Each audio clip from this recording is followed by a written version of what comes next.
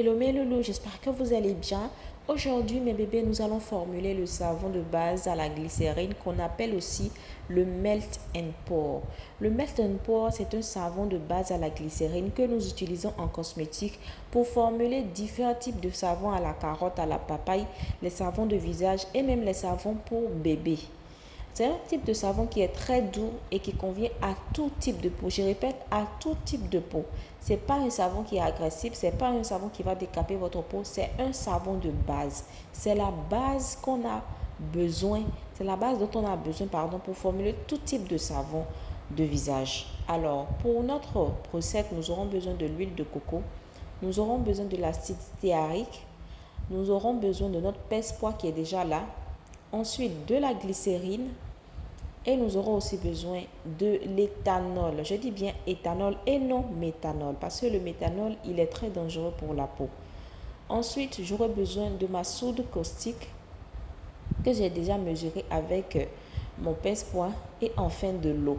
L'eau distillée, s'il vous plaît. Je répète toujours, l'eau distillée qui est utilisée en cosmétique.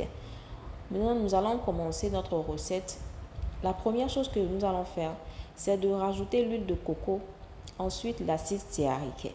Ensuite, maintenant, nous allons mesurer la glycérine. Je vais mesurer 400 g de glycérine. Je répète que j'ai tout mesuré en grammes.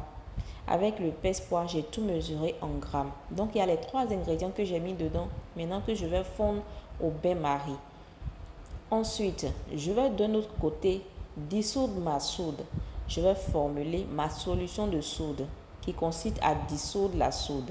Il faut toujours renverser la soude dans l'eau et non le contraire comme je l'ai fait.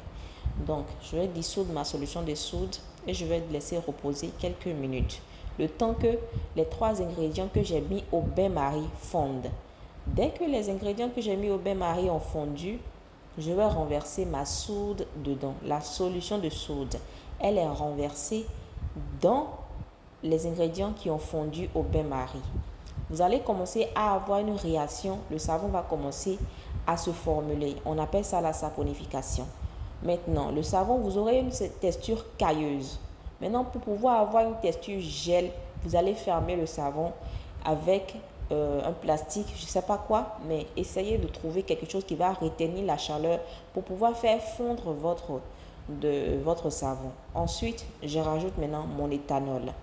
Je rajoute maintenant l'éthanol et je vais commencer à remuer. Je remue très bien, ça va commencer à fondre. Je remue un peu et je ferme. Je remue un peu et je ferme. Jusqu'à ce que j'ai obtenu la texture que je voulais. C'est-à-dire une texture liquide et claire.